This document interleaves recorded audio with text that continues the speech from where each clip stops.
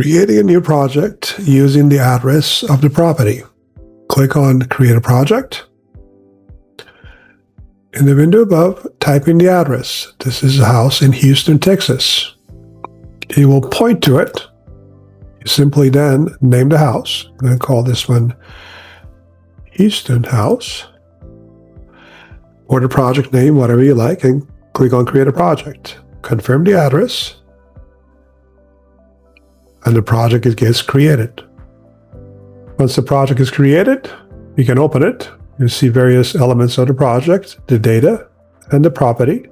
Click on the editor.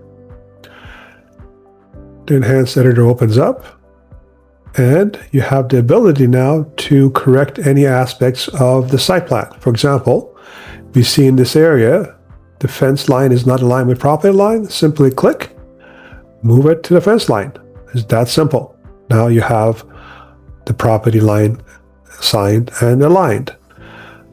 Many more options, including 3D, is also available so that you can see how the property is aligned with all the data that we overlay it.